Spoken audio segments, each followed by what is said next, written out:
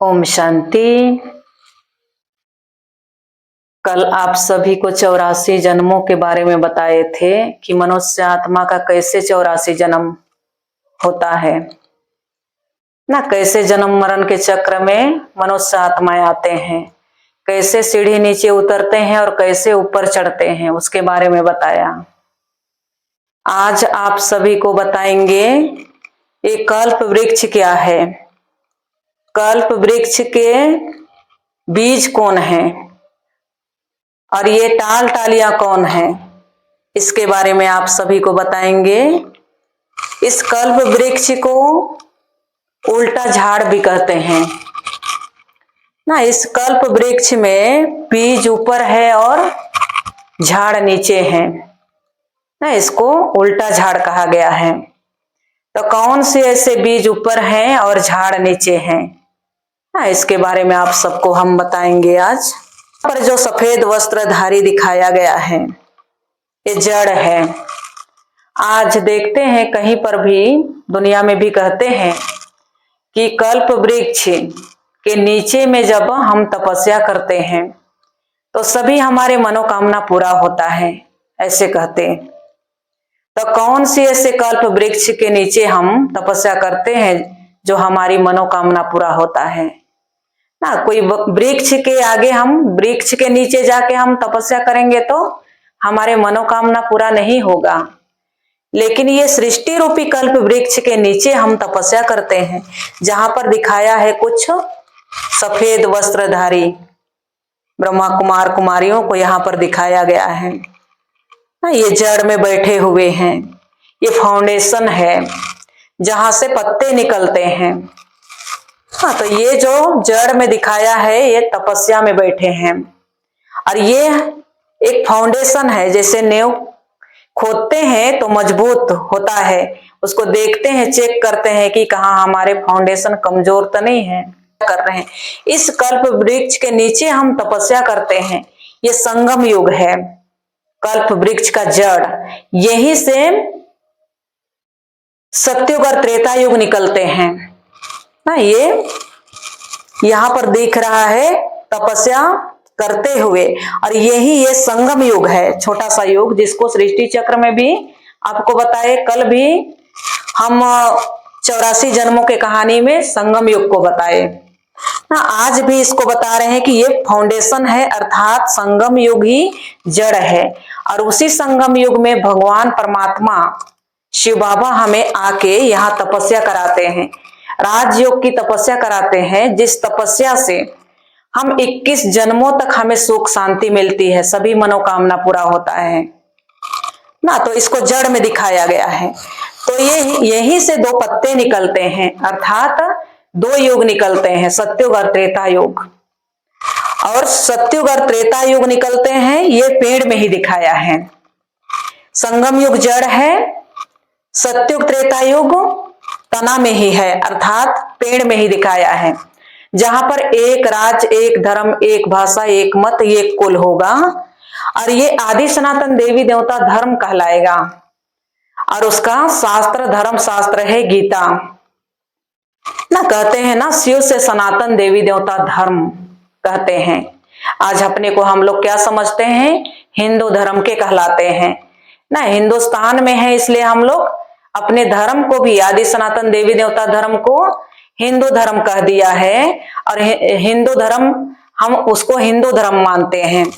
लेकिन यहाँ पर परमात्मा शिव से सनातन देवी देवता धर्म की स्थापना किए, और हम ही लोग आदि सनातन देवी देवता धर्म के थे। और आज हमारी देवताई धर्म नहीं है, हमारे अंदर में देवताई गुण नहीं है, आसुरी गुण हो गया है, इसलिए अपने को हिंदू कहलाते हैं, हम देवता नहीं कहला सक रहे हैं। अर्थात यहाँ पर सत्युग और त्रेता युग को तना में ही दिखाया गया है।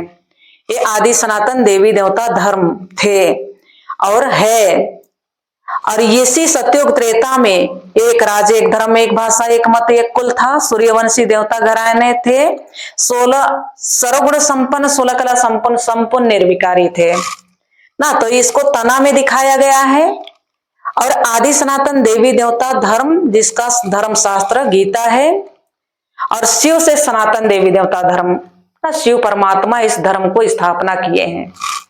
उसके बाद दोनों युग के बाद में यहाँ पर तो एक राज एक धर्म एक भाषा रहता है, इसलिए यहाँ कोई दुख अशांति नहीं होती। कल भी आप लोगों को सत्युग के बारे में बताए, वहां कोई दुख अशांति नहीं होती। ऐसे ही यहाँ भी ये धर्मों के बारे में बताया जा रहा है। वहां 84 जन्मों के बारे में बताया गया। इस चित्र में कल्प वृक्ष में धर्मों के बारे में बताया जा रहा है। सृष्टि चक्र में युगों के बारे में बताया गया। तो ये कौन कौन सा धर्म पिताएं और कब कब आते हैं, इसके बारे में आप सभी को बताएंगे आज। त्रेता के बाद द्वापर युग आता है यहाँ पर, जहां पर से दुख अशांति बढ़ने शुरू होता है ना। दुख अशांति बढ़ता है तो परमात्मा धर्म पिताओं को वहां भेजते हैं, क्योंकि दुख अशांति बढ़ने के कारण वहां कोई भी ये दुनिया को स्थिर करने नहीं सकते हैं, अर्थात ये थमाते हैं इस भारत को। उत्थान और पतन होने शुरू होता है द्वापर युग से। पहला जब द्वापर युग में परम पिता परमात्मा इब्राहिम जी को भेजते हैं, यहाँ पर दिखाया है इब्राहिम जी आए हैं और अपना धर्म स्थापना करते हैं। उनका 2500 वर्ष कार्यकाल चलता है ना, और इस्लाम धर्म के कहलाते हैं। अर्थात इब्राहिम जी धर्म स्थापना करते हैं और इस्लाम धर्म का स्थापना कर ये जो भी इनके अनुसार चलने वाले, इनका ज्ञान सुनने वाले, मानने वाले होते हैं, वो इस्लाम धर्म के कहलाते हैं। और उनका धर्म शास्त्र है इनका कुरान। उसके बाद इसके बाद में दूसरा नंबर में बुद्ध जी आते हैं। यहाँ पर दिखाया है बुद्ध जी आते हैं, इनको परमपिता परमात्मा भेजते हैं। यहाँ पर इनका 2250 वर्ष कार्यकाल चलता है। बुद्ध जी आते हैं तो उनके अनुसार जो चलने वाले हैं वो बौद्ध धर्म के कहलाते हैं। और इनका जो धर्म शास्त्र है वो धम्मपद है। अब इनसे भी ठीक नहीं हो पाता है, संसार में दुख अशांति बंद नहीं होता है, तो परमपिता परमात्मा यहाँ पर क्राइस्ट जी को भेजते हैं। जो क्राइस्ट जी 2000 वर्ष इनका कार्यकाल चलता है। और क्राइस्ट जी आते हैं तो अपना धर्म स्थापना करते हैं, और जो भी क्राइस्ट जी का ज्ञान सुनने वाले, इनके अनुसार चलने वाले होते हैं, वो क्रिश्चियन धर्म के कहलाते हैं। और क्रिश्चियन धर्म के कहलाते हैं जैसे कि क्राइस्ट के लिए कहा गया है। क्राइस्ट जी जब आए तो वो पहला पवित्रता का ज्ञान दिए। तो क्राइस्ट के ऊपर कितने अत्याचार करना शुरू किए। तो जो भी वहां उनके साथ में रहने वाले थे या उनके जो कुछ ज्ञान सुनने वाले थे, पवित्रता का मार्ग को अपनाने में उनको मुश्किल हो रहा था।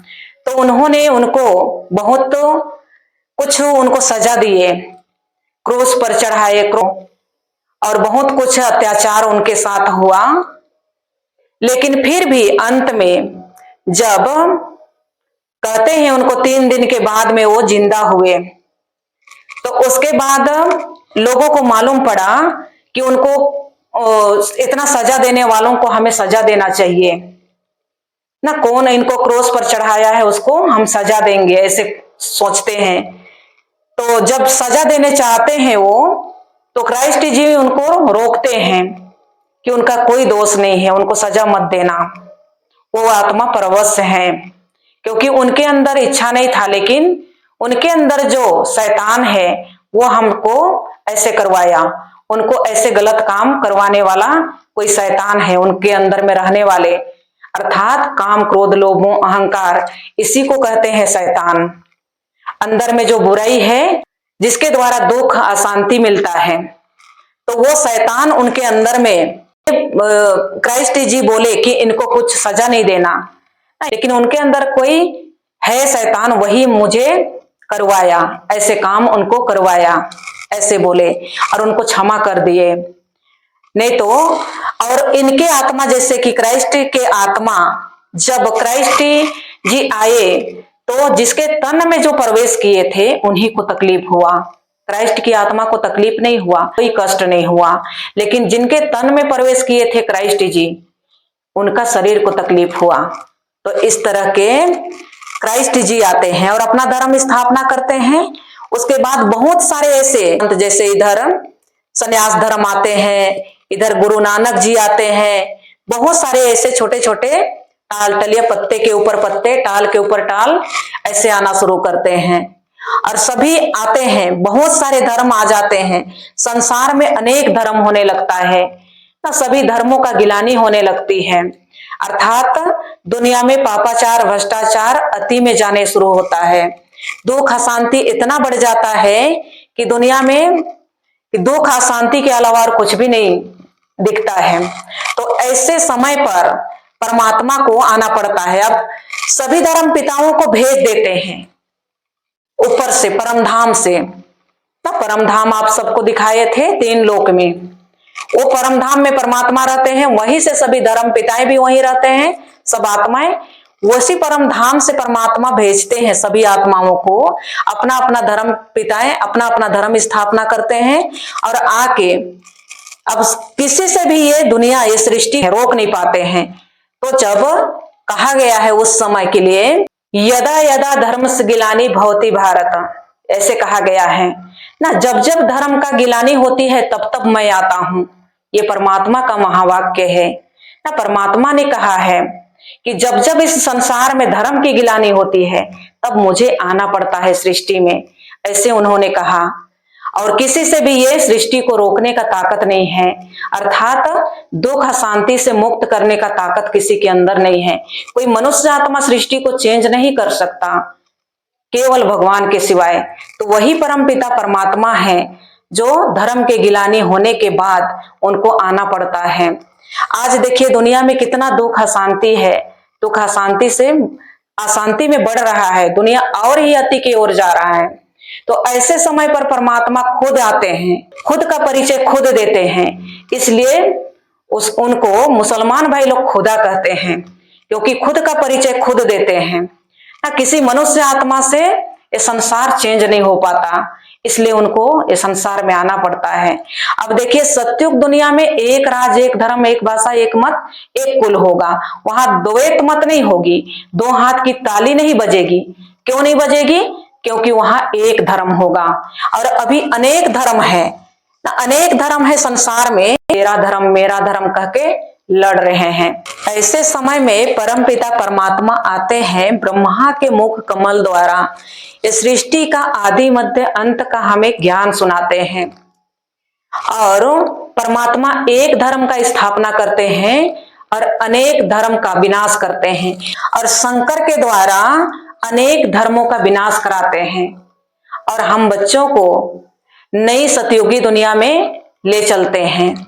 ये पुरानी दुनिया का विनाश कराते हैं और नई सतयुगी दुनिया शुरुआत होती है, वहां पर हमें ले चलते हैं। तो ये नरक है और परमात्मा हमें स्वर्ग में लेके चलते हैं। ये मिसाइल्स जो बना हुआ है, ये मिसाइल्स के द्वारा ही सारे पुरानी दुनिया स्वाहा होनी है। तो उनके द्वारा जो नहीं हुआ वो परमपिता परमात्मा आकर ये कर्तव्य करते हैं, क्योंकि सारे संसार को विनाश करने का कार्य करते हैं और स्थापना का कार्य भी ब्रह्मा के द्वारा कराते हैं। इसलिए परमपिता परमात्मा पहला परमात्मा सृष्टि पर आते हैं, तो ये परमात्मा इसी सृष्टि का स्थापना करते हैं और वो एक धर्म का स्थापना करते हैं और अनेक धर्म का विनाश करते हैं, और वही सृष्टि का रचयिता है। जब वो आते हैं तो संसार से हम बच्चों को वापस लेके जाते हैं अपना घर, जहां से हम आए हैं। तो यही परमपिता परमात्मा है जो सृष्टि का रचयिता है। वो सत्य चित आनंद स्वरूप है ना, वो सृष्टि का बीज रूप है। अभी बीज के बारे में आप सबको तो हम बताए नहीं हैं। ये जो कल्प वृक्ष है ना, कल्प वृक्ष है ऊपर की ओर कल्प वृक्ष अर्थात परमधाम, और नीचे ये जड़ टाल टालिया हम नीचे हैं, और ऊपर परमधाम में बीज है। परमात्मा शिव बाबा ऊपर की ओर रहते हैं परमधाम में, और हम सभी आत्माएं नीचे रहते हैं। इसलिए इस सृष्टि रूपी झाड़ को उल्टा झाड़ कहा गया है।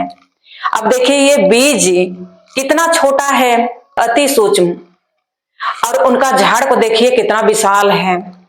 आप सभी देखे होंगे कलकत्ता में कितना विशाल बरझाड़ है। जो कितना एकड़ में फैला हुआ है, बहुत बड़ा जगह में वो झाड़ है, लेकिन उसका फाउंडेशन नहीं है, वो टाल टालिया से टिका हुआ है, कलकत्ता में है वो। तो ऐसे ही ये सृष्टि रूपी कल्प वृक्ष है कि जैसे कि ये झाड़ तो है, लेकिन फाउंडेशन जो है अभी आदि सनातन देवी देवता धर्म सड़ गया है, और ये टाल टालिया से टिका हुआ है। धर्म पिताएं जो भी है टाल टालिया, उससे ये सृष्टि टिका हुआ है। अब इनसे भी नहीं हो पाता है तो परमात्मा को आना पड़ता है। झाड़ को खत्म होना है ना, सूखना ही है, तो टाल टालिया से कब तक टिके रहेगा। तो ये भी एक दिन गिर जाता है। और शुरुआत से पहला पहला जब सत्युग दुनिया आदि सनातन देवी देवता धर्म होगा और पहला पहला सत्युग त्रेता होगी, वहां पहला पहला राधे कृष्ण के रूप में आएंगे, जन्म लेंगे। अर्थात सत्युग त्रेता में पहला पहला सत्युग में राधे कृष्ण जन्म लेंगे। और यही जैसे कहते हैं सागर में पीपल के पत्ते में श्री कृष्ण आए, ऐसे कहा गया है। लेकिन कोई भी बच्चा पत्ते में तो नहीं आ सकते हैं, दिखाते हैं ऐसे। तो यही भारत जब सारे संसार विनाश हो जाएगा, हर खंड विनाश हो जाएगा, लेकिन ये भारत अविनाशी खंड है, ये परमपिता परमात्मा का जन्म भूमि है, इसलिए भारत अविनाशी खंड है। भारत का महिमा अपरम अपार है। भारत में ही परमात्मा का अवतरण होता है। सारे दुनिया विनाश हो जाएगी, भारत खंड बचेगा, वो पीपल के पत्ते के समान होगा। और इसी भारत में राधे कृष्ण का जन्म होगा। इसलिए श्री कृष्ण के लिए कहा गया है कि पीपल के पत्ते में सागर में आया, ऐसे कहा गया है। वास्तव में कोई सागर में पत्ते में श्री कृष्ण नहीं आए, लेकिन यही पीपल के पत्ते की तरह भारत होगा, उसी में श्री कृष्ण का जन्म होगा। तो इस तरह के कल्प वृक्ष के लिए बताया गया है। ये कहा गया है सृष्टि के आदि मध्य और अंत को दर्शाने वाला कल्प वृक्ष है ना। तो ये कल्प वृक्ष को आप सभी अच्छी तरह से इसको ध्यान से सुनेंगे और इसको चिंतन करेंगे। इसको भी बताया गया, इसी पर आप सभी विचार सागर मंथन करेंगे थोड़ा, क्योंकि ये कोई साधारण ज्ञान नहीं है और ये ज्ञान हम नहीं दे रहे हैं, ये स्वयं परमात्मा का ज्ञान है। हमें भी ये ज्ञान नहीं था, जब हमें परमपिता परमात्मा शिव आके इस संसार में हमें ज्ञान दिए, हमें भी मालूम पड़ा है, इसलिए आप सभी को हम बताना चाह रहे हैं। तो अच्छे तरह से हमारे भाई बहन जो भी जहां भी हैं वो सुन रहे होंगे, वो बहुत ध्यान पूर्वक सुनेंगे और इसके ऊपर थोड़ा चिंतन करेंगे।